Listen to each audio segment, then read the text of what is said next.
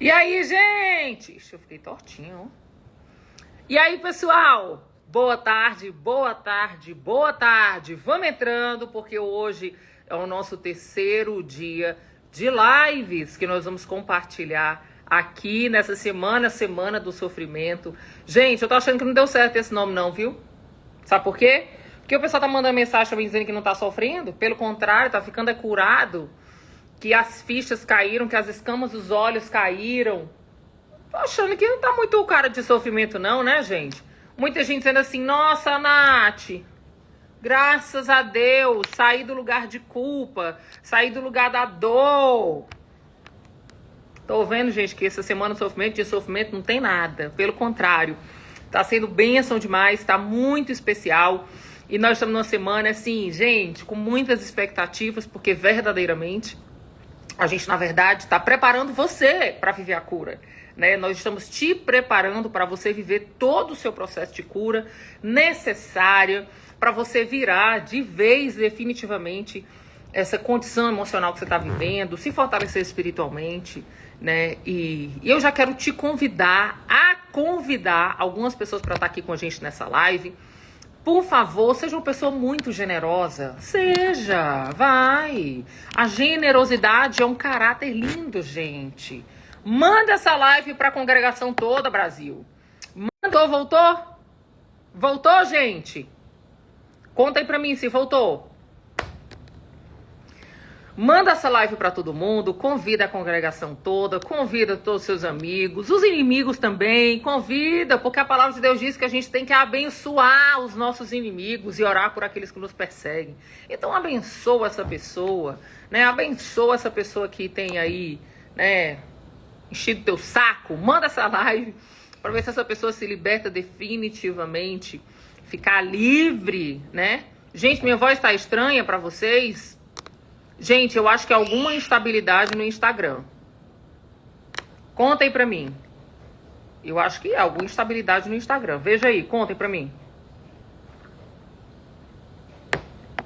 Eu acho que tá tudo bem. Bem, vamos lá, vamos continuar. Tá normal. Então, às vezes é uma instabilidade aí no seu Instagram. Dá uma resetada nele aí pra ele subir aí e melhorar, né? E hoje, gente, enquanto vocês convidam todo mundo para estar aqui com a gente, eu sei que tem gente nova aqui, então, por favor, me dê a honra de eu me apresentar para você. Eu sou Nathalie Pinheiro, trabalho com família, restauração de pessoas, aproximadamente 14 anos, né? Tenho tido a honra de ser um canal de Deus.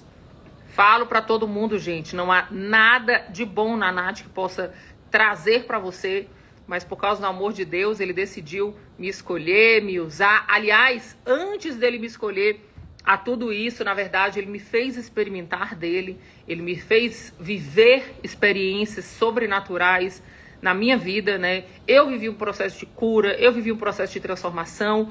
Por causa desse processo de cura e transformação que eu vivi, foi que, no findar de tudo, o Senhor disse, pronto, agora você tem verdadeiramente autoridade para poder ajudar outras pessoas a saírem, né, da condição que muitas vezes elas estão e não sabem o que fazer. Então, eu sou casada com o Beto Pinheiro, nós temos 4 filhos e a minha proposta aqui para você é te ajudar a sair da dor, da crise gerada por uma traição, que gerou um divórcio, que gerou um abandono, voltar a ter alegria e paz, independente do outro, né?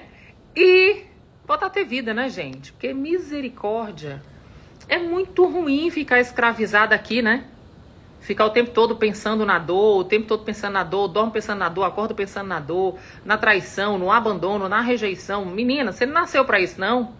Menino, você não nasceu pra isso, não. Eu tô aqui para dizer que se Deus fez na minha vida e na vida de centenas de pessoas que a gente tem a honra de poder mentorear ao longo desses 14 anos, ele vai fazer na sua também. Você crê? A única coisa que pode impedir de você também viver esse grande benefício é se você não crer, né? Se você crê, Deus pode fazer. Amém? E é isso, eu tô aqui para mais uma live. Essa semana a gente tem intitulado a Semana do Sofrimento. Algumas pessoas no começo se assustaram muito, disseram, nossa, Nath, como assim? Semana de sofrimento, não aguento mais sofrer, não aguento mais viver o que eu tô vivendo. Você ainda vai trazer mais uma semana de sofrimento? É porque, na verdade, gente, a semana de sofrimento é porque, na verdade, está chegando o fim do sofrimento. É a última semana do sofrimento. Porque nós estamos aqui exatamente para te ajudar a sair de tudo isso, trazendo clareza. Por que a gente tem que trazer clareza? Hoje eu pensei numa coisa muito interessante. Sabe quando você vai andar na natureza e de repente você começa a sentir alguma coisa incomodando o seu pé? Você vira o pé, não vê nada. E você, quando baixa o pé, você sente aquela dorzinha. Nossa, entrou um fiapo, entrou alguma coisa. E é muito interessante porque você sente, mas você não enxerga. Não enxerga, às vezes, onde ele tá, para poder tirar. Aí o que a gente tem que fazer, gente? Tem que ir para um lugar que tenha muita luz. Tem que ir para um lugar onde, às vezes, você precisa usar uma lupa, ou seja, ampliar a sua visão sobre aquele negócio que você sente, mas você não está enxergando. E aí sim, minuciosamente, você vai e tira, às vezes, aquele fiapo, às vezes você pega uma pinça, porque no próprio dedo você não consegue, então você vai ter que usar uma pinça para poder tirar, e aí você consegue tirar aquilo que estaria machucando, e cada vez mais que você andar, iria entrar cada vez mais na sua pele e ia ficar cada vez mais difícil. Às vezes na nossa vida é isso. A gente vive situações que a gente diz assim, nossa, tô curada. Não, tô bem, perdoei. E aí, na primeira sombra de uma possível traição, na primeira sombra de um possível abandono, de uma rejeição, o que você faz? Surta. Por quê? Porque não estava retirada essa dor de dentro, né? E aí, o que acontece? Uma gripe não tratada se transforma em quê? Numa pneumonia, né? Algo que silenciosamente pode estar acontecendo aí dentro, uma coisa que você acha que já foi curada, que foi tratada e não está, dentro de você ela continua crescendo silenciosamente, você nem tem ideia. E aí quando as coisas trazem qualquer sombra de aparência ao que você sofreu, é que vem tudo à tona. Então eu estou aqui para te dizer que nessa semana vamos fazer uma recapitulagem, né? Hoje é a terceira live. Na primeira live eu compartilhei com as pessoas. Deixa eu dizer pra vocês, gente, quem não assistiu a primeira e a segunda live, é bom assistir. Sabe por quê? Porque hoje o que eu vou compartilhar com vocês está linkado à segunda e à primeira live. Primeira live nós falamos sobre a cultura do mundo, né? Que muitas vezes você acha que seu inimigo é seu cônjuge, mas muitas vezes ele está contaminado com a cultura do mundo. A segunda coisa que nós conversamos foi que a cultura do mundo traz um comportamento completamente destrutivo, que é a competição, né? Que traz também um nível de comparação. E isso é fruto dessa cultura do mundo. E hoje, gente, hoje eu quero contar para vocês da na terceira live, um outro comportamento que é fruto da competição, que é fruto da cultura do mundo. E o tema de hoje é inversões de papéis. Deixa eu te contar. Muitos casamentos estão no fim e muito do que você está sofrendo hoje é porque muitas vezes você está exercendo um papel que não é seu. Você está atuando fora da sua fisiologia. Você está tendo um comportamento contrário ao que Deus te criou. E tudo isso é fruto da cultura do mundo, é fruto da comparação, é fruto da competição. Olha só. Eu sempre penso, aí eu quero trazer para vocês uma ideia, tá? Algo que resetou minha cabeça. Quando eu casei com o Beto, eu vim de uma família que culturalmente, né, Nordeste, culturalmente, eu vim de um pai que sustentava a casa, eu vim de uma mãe que era dona de casa e mãe cuidava da casa. Mas às vezes eu via minha mãe padecendo em algumas coisas e eu lembro que algumas vezes eu dizia assim pra ela, mãe, você não tem que ficar assim. Meu pai, muito jovem, ele era muito bruto, né? E eu via a mamãe sofrendo e eu dizia assim, não, mãe, separa do papai. E eu lembro muito que a minha mãe dizia assim, minha filha, como é que eu vou fazer isso? E se eu separar? E se seu pai casar de novo? Eu não trabalho, eu dependo do seu pai. E aí o que vai acontecer? Na hora que eu separar, que ele casar de novo, de verdade, ele não vai nos dar suporte financeiro como ele faz, ele não vai ser mais atencioso como ele é, porque eu vejo minhas amigas quando separam, o marido abandona não só a esposa, mas abandona os filhos passam fome, passam necessidade, então eu não vou fazer isso. De alguma forma, o que entrou na minha cabeça? Entrou na minha cabeça que eu também não ia depender de homem. Até porque se o homem fosse grosseiro comigo, se o homem fizesse alguma coisa contra mim, eu não iria aceitar e eu iria dar um pé na bunda dele.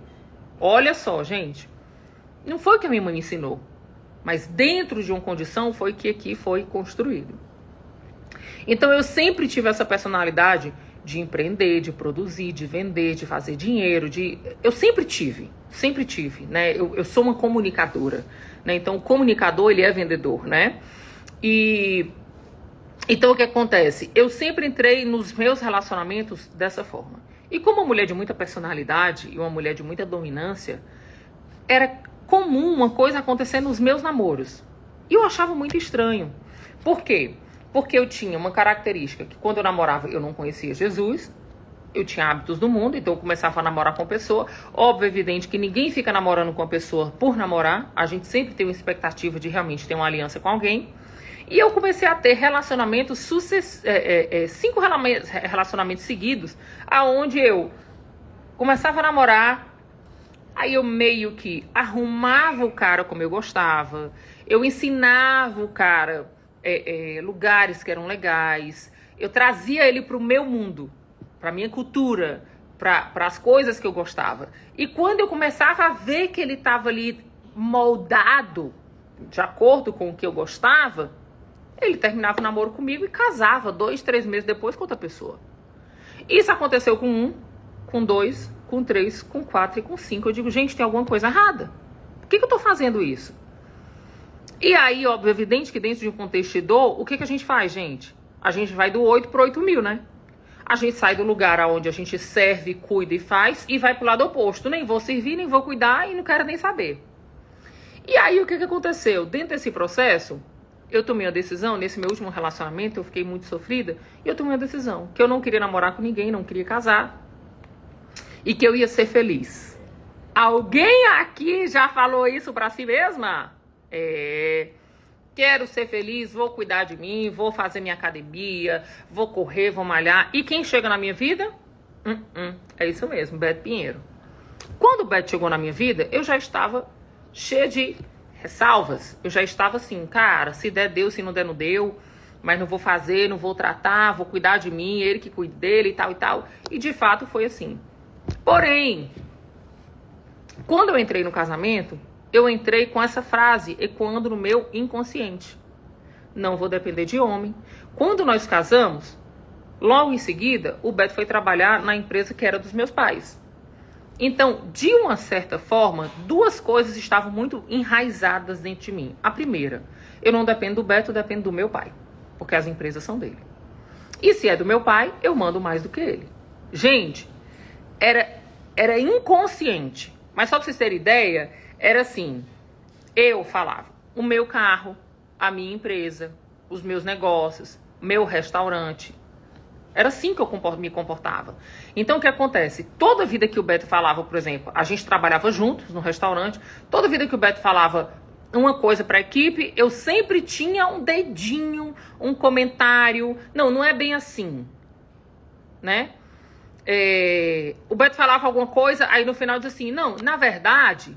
Aí ele dizia assim, peraí, Natália, eu não tô mentindo. O que eu tô falando é verdade. Você não tem que dizer que é na verdade. Então... de uma certa forma, dentro do nosso contexto profissional, dentro do nosso casamento, além de ter uma competição, eu estava sempre querendo exercer um papel que não era meu. Eu estava sempre querendo roubar o papel do Beto. Eu estava sempre querendo fazer o papel de quem manda, de quem governa, de quem resolve. Vocês entendem, gente? E aí foi quando veio a primeira paulada. Qual foi a primeira paulada? Lembrando que, gente, o que eu tô contando aqui pra vocês... não é justificando. Eu tenho que falar isso sempre, porque tem sempre um povo atacado aqui que... Ah, mas isso não justifica, eu não tô justificando. Eu tô contando uma história e explicando. E eu tinha uma pessoa que trabalhava comigo, e essa pessoa, assim... aos meus olhos, jamais o Beto teria qualquer tipo de envolvimento com essa pessoa. Porque, primeiro, ela era, assim, muito esquisita. Muito esquisita. A forma que ela se vestia era estranha demais. Né? Isso há 14 anos atrás, ela usava umas calças com os fundos lá embaixo.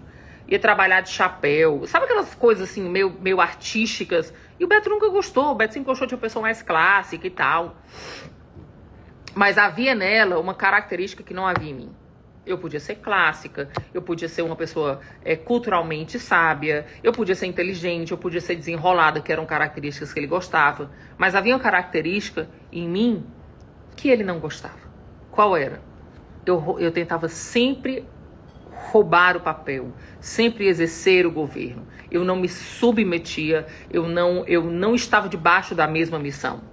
Né? Eu ficava sempre assim, peraí, a missão sou eu quem dou, porque a empresa é do meu pai, porque o negócio é do meu pai. Então, de uma certa forma, eu me movia inconsciente dessa forma. E um dia eu descubro que ele está tendo um caso com essa vendedora. Na verdade, eu descubro porque ele decide confessar. E eu lembro que quando ele confessou que eu fui pra dentro do banheiro, eu chorei. Nesse período, nós estávamos fazendo um curso para casais. E eu entrei no banheiro e eu fui perguntar pra Deus. Eu disse assim, Deus, por que ele me traiu com essa pessoa? Tipo, nada a ver. Você já teve essa sensação? De você olhar e dizer assim, cara, eu nem reconheço meu marido. Porque isso não faz o menor sentido. Ele me trair com essa pessoa, ele ficar com... Não faz sentido nenhum. Esse foi o sentimento que eu tive. Essas foram as perguntas que eu fiz. E eu lembro que nesse momento me veio 3 frases, né? E eu entendo claramente que ali era o Senhor conversando comigo. 3 frases que veio na minha mente que falava assim: ele traiu você não porque ele quer ela ou porque ele ama ela. Ele traiu você porque ele, como homem, achou nela o que ele não acha em você. Admiração, respeito e honra. Quando ele fala, o olhar dela é de admiração. Quando ele dá um comando, ela honra o comando dele. E ela respeita ele. Ela não compete com ele. Então, ele achou nela a figura da mulher que coopera, que auxilia, que ele não acha em você. Você compete. Você quer o lugar dele. Você quer governar. Você quer dominar. E isso tá errado. E aí vem sempre aquelas perguntas, mas isso não justifica, ele podia me falar, ao invés dele me trair, ele podia ter me falado, a gente podia ter conversado, a gente podia ter uma conversa madura. Gente, esquece isso. Isso é fantástico, o mundo de Bob, isso não existe. Né? Nos dias atuais, dentro de uma condição madura, muita gente não faz isso. Porque, na verdade, a gente não foi ensinado a fazer isso. Né? A gente foi ensinado a ser egoísta. A gente foi ensinado a ser feliz. Seja feliz, escute seu coração, siga o seu coração, o que seu coração falar, faça. E o que tem acontecido? Casamentos destruídos, famílias detonadas, sofrimento fundamentando as casas. Essa é a grande verdade. E hoje, gente, deixa eu falar pra vocês. Hoje, por que eu tô falando isso? Porque nós chegamos ao divórcio. Eu cansei. Ele também cansou. Eu cansei de estar sempre exercendo uma função que não era a minha. Gente, deixa eu falar uma coisa pra vocês. Presta atenção. Quando Deus nos constituiu, e você vai ver isso no livro de Efésios, você vai ler isso em Gênesis, toda vida que Deus apontar para o casamento e mostrar a figura do homem e da mulher, ele vai sempre mostrar a função como ele sonhou. Então, quando Deus sonhou com o homem, quando Deus idealizou o homem, ele disse assim, olha, homem, você vai sair de casa, você vai trazer a provisão, você vai caçar, você vai trazer o alimento para dentro da sua casa. Você vai proteger a sua mulher e os seus filhos. Por isso que o homem já tem esse instinto de guerra, de luta, de combate. Porque essa era uma função masculina. Dentro de todo esse contexto, ele disse, olha, você também vai exercer uma função que é dar limite aos seus filhos. A sua mulher, ela vai orientar, mas quem vai ser o muro de proteção, de dar limite é você. E aí, o que acontece? Deus trouxe algumas funções. Então, quando Deus trouxe as funções, Deus não ia trazer a função sem trazer a fisiologia. Então você vai ver que para o homem ele consegue trabalhar mais, né? Vocês já viram, gente, de verdade, vocês já viram mulheres tirando saco de cimento de caminhão? Eu nunca vi. Vocês já viram mulheres trabalhando em obras de prédio, carregando aquele carrinho, carregando aquelas forças? Por quê? Porque a construção, tudo isso é para o homem. Por isso que Deus deu para o homem, fisiologicamente, muito mais força muscular, muito mais testosterona, muito mais estrutura para suportar tudo isso. Por quê? Porque Deus disse assim, eu vou fazer ele fazer isso, então deixa eu dar a condição para ele.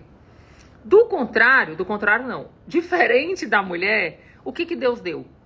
Deus deu a doçura, Deus deu o ventre, Deus deu o peito. Por quê? Porque ela gera, ela nutre, ela cuida, ela acalenta, ela cuida da casa, ela orna a casa, ela perfuma a casa, ela equilibra a casa, ela edifica a casa. Ela é mais sensível espiritualmente, na sua grande maioria das vezes. Gente, entendo que nós estamos falando de um contexto geral. Óbvio que há exceções. Mas dentro de um contexto geral, é assim que Deus constituiu. Agora, pensa no seguinte. Quando a mulher começa a exercer esse papel masculino, por exemplo, a mulher começa a trabalhar mais do que as horas que ela deveria trabalhar fora de casa. A mulher começa a ter que tomar decisões, a mulher começa a ter que resolver as coisas, a mulher começa a ter que entrar na frente de tudo, solucionar tudo. A mulher tem que chegar e botar moral em casa, a mulher tem que chegar e colocar limite em casa. Gente, o que você está fazendo com essa mulher? Você está matando ela. Matando ela. Por quê? Porque ela nem fisiologicamente tem estrutura para tudo isso. Gente, pensa no seguinte. Deus fala que Cristo é o cabeça do homem e o homem é o cabeça da mulher. Então, vamos entender uma coisa. Alguém que é cabeça é alguém que direciona, é alguém que toma decisões de forma mais racional. Gente, pensa no seguinte. Eu não sei se vocês têm TPM. Eu agora, depois de velho, decidi ter TPM. Decidi não, meu corpo resolveu ter TPM. Se a pessoa me fizer uma pergunta 3 vezes, na quarta eu dou um grito. Eu me desequilibro emocionalmente. Por quê? Porque a mulher, dentro de um contexto fisiológico, ela vai ter dias que ela surta. Ela emocionalmente oscila muito mais. Agora, imagina uma pessoa que oscila emocionalmente muito mais e quimicamente muito mais, porque tem menstruação, porque tem TPM, porque tem tudo. Ela ser alguém que toma decisões. Toda decisão fundamentado em emoção, ela tem uma probabilidade muito maior de errar, de falhar. Por isso que, na grande maioria das vezes, o homem é mais racional, é menos emocional. Por quê? Porque ele deveria ter essa função de direcionar, de tomar decisões, de proteger, de guardar. Vocês estão entendendo? E o que é que nós temos visto? Nós temos, sim, visto mulheres crescendo, mulheres assumindo posto, só que tem um grande detalhe. Ela assume lá fora, mas ela também não pode deixar de assumir dentro de casa. E aí o que é que nós estamos fazendo com a grande maioria das mulheres? Nós estamos deixando as mulheres como uma bomba atômica para explodir a qualquer momento. As mulheres estão muito mais cansadas, as mulheres estão muito mais estressadas. Vocês estão vendo a quantidade de mulheres... Gente, quando eu era criança, eu não conheci ninguém que tinha câncer. Ninguém. Hoje, você olha ao redor, 2 coisas têm sido a realidade das mulheres. A primeira, a infertilidade. A segunda, câncer. Quantas pessoas ao nosso redor, gente? A gente tem percebido que as mulheres estão inférteis. E muitas vezes elas vão para dentro dos médicos e elas não descobrem, porque não tem um diagnóstico. O que é? Cansaço, estresse, sobrecarga, tudo aqui não consegue gerar. Dentro de outro contexto, quantas mulheres estão completamente estafadas? E estão gerando o quê? O corpo já está dizendo, eu não dou conta. E estão gerando o quê? Câncer. Câncer de mama, câncer no colo do útero, câncer de tireoide. Gente, quantas mulheres com câncer de tireoide? O que é isso? Eu acho que isso é, assim, um exagero de cobrança de funções que estão disfuncionais, né? Exercendo além do que pode. E muitas vezes, gente, as pessoas dizem assim: Nath, mas se eu não fizer, ele não faz. Então não faça. Deixa não ser feito. Eu lembro, gente, que quando eu vou ter o casamento, e ó, deixa eu contar uma coisa pra vocês. Tudo isso que eu tô falando pra vocês foi um processo que o próprio Senhor tratou o meu caráter, tá? E pensa no seguinte: a disfunção de papel, ela é uma resposta de uma cultura do mundo, ela é uma resposta de uma competição, de uma comparação, ela é uma resposta de um grito de mulheres que sofreram, né, como eu contei para vocês nas outras lives. Então elas sofreram abuso emocional, abuso sexual, abuso financeiro, e elas deram um grito para a próxima geração. A próxima geração engoliu isso como uma verdade, e agora a gente está vivendo debaixo dessa verdade, que na verdade é uma grande mentira. Haja visto que a gente está vendo o resultado de tudo isso. A gente está vendo um mundo completamente louco, a gente está vendo as famílias. Gente, deixa eu contar uma coisa para vocês. Vocês sabiam que estatisticamente, depois da pandemia, antes da pandemia, os casamentos duravam 5 anos. Pode dar um Google aí, você vai ver. 5 anos. Os casamentos duravam antes da pandemia. Depois da pandemia, os casamentos não estão chegando a 1 ano. Vocês acreditam nisso, gente? E o que é isso? É a resposta das disfunções de papéis, das disfunções de comportamentos, das disfunções emocionais, das disfunções religiosas. Vocês estão entendendo, gente? E aí o que acontece? Deixa eu falar uma coisa pra você. Coloque muito amor nas minhas palavras. O mundo pode avançar. A gente pode estar no século 21, 22, 23, seja lá qual o século que você tiver. Mas tem coisas que dentro de toda modernidade não muda. Quer ver uma delas? Você pode estar no século 21. Você pode ter dinheiro, você pode ter autonomia, você pode ter desejo. Mas se o seu namorado não te pedir em casamento, você fica anos esperando. Você tá entendendo? Você pode ter autonomia, você pode ter desejo, você pode fazer tudo. Mas deixa eu te contar. Homens não gostam de mulheres homens. Mulheres que querem ser além de mulher.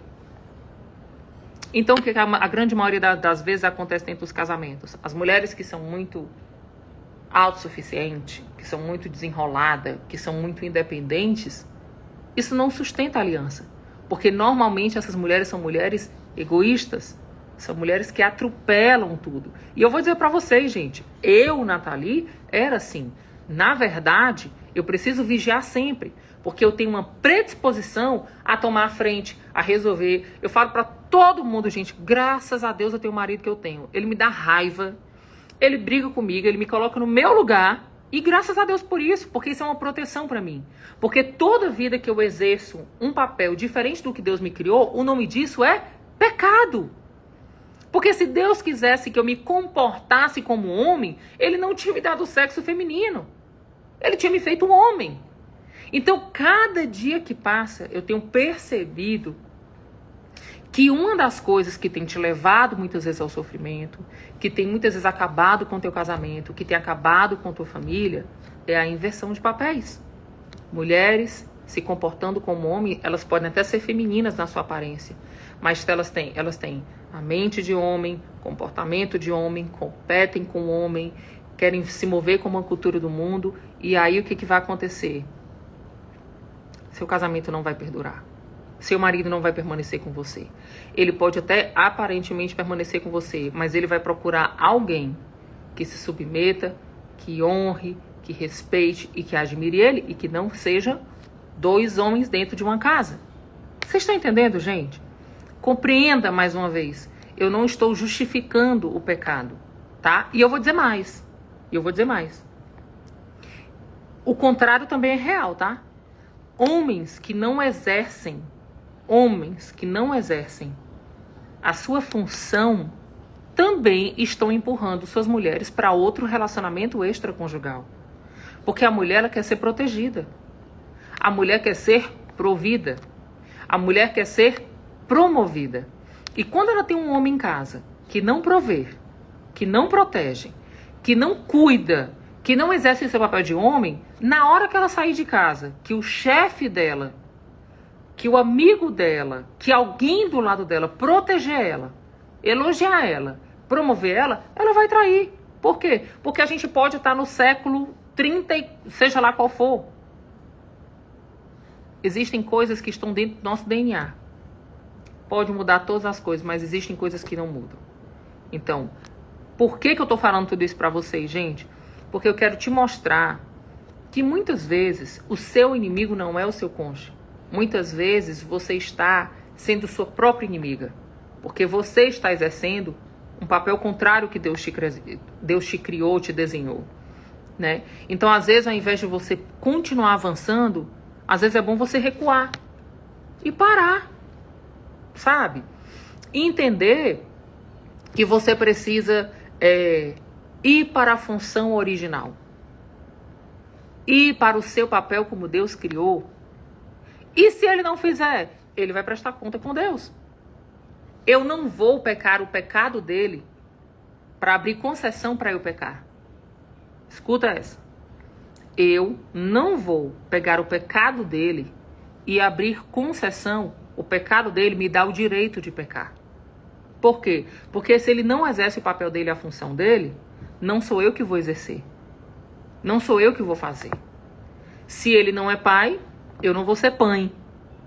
Se ele não prover, eu não vou ficar trabalhando tripla jornada para suprir. Ele vai prestar conta diante de Deus, diante da justiça, e a gente vai fazer tudo que Deus estabeleceu para a gente exercer. Mas olha só, deixa eu te falar uma coisa. Por que eu estou trazendo tudo isso? Porque o desejo do meu coração é que dentro dessa semana você consiga fazer um autodiagnóstico. O que é o autodiagnóstico? Toda verdade que é estabelecida por Deus, toda verdade, ela tem um propósito para você. É que você se livre dos pecados. É que você viva uma cura. É que você verdadeiramente seja livre. Então, a semana do sofrimento, na verdade, é que a gente está apresentando para vocês luz que traga cura sobre as suas trevas.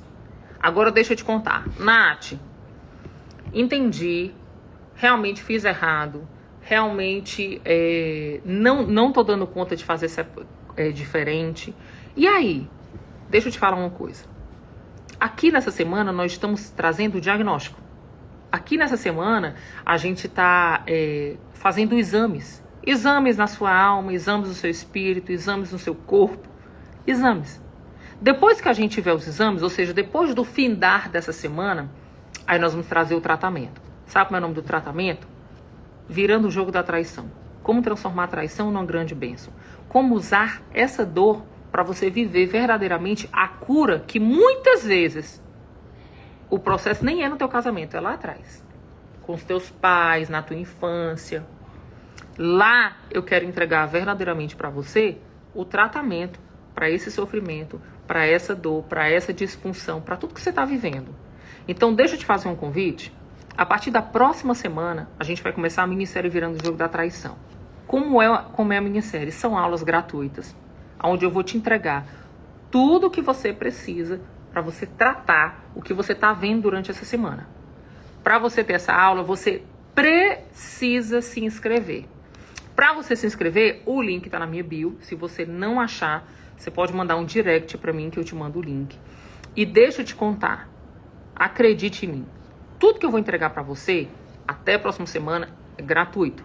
Mas eu tenho ainda um plus. Eu tenho algo a mais que eu vou te entregar no final da próxima semana. Mas eu só vou te entregar se você estiver na minha lista. Eu criei um grupo de WhatsApp onde ninguém conversa. Você recebe só as minhas informações. E é lá que eu vou te passar todas as informações de passo a passo de tudo. Mas você precisa ir para lá, se inscrever. Então você que está aqui e ainda não se inscreveu na minha minissérie, perde tempo não. Vamos para lá. Porque aqui eu só tô te cutucando. Às vezes vai até aumentar a ferida e o sangramento.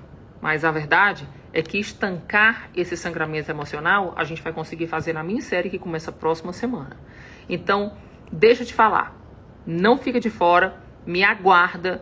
Me espera. Essa semana a gente não tem live. Amanhã e depois da manhã. Mas segunda-feira é o verdadeiro tratamento que eu tenho para você. Corre para se inscrever ainda é gratuito. Essas lives ainda ficarão no ar, né? Mas a gente vai tirar do ar. E se você ainda não assistiu as outras lives, eu quero te convidar a assistir. Por favor, invista em você. Você ficou muito tempo investindo nos outros. Eu acho que chegou a hora de você investir em você. Nessas lives, na minissérie e no que está por vir. Combinado? Gente, foi bom demais estar aqui com vocês. Obrigado pela oportunidade. Obrigado por serem um ouvido para a minha voz, né? E eu me sinto muito honrada de estar aqui para ajudar vocês. Se você não achar o link na minha bio, por favor, me chama no direct que eu vou ter um prazer de te responder e mandar o link para você estar comigo na minha série Virando o Jogo da Traição. Um beijo no coração, Deus abençoe e amanhã, 12:05, estaremos juntas de novo. Um beijo, tchau!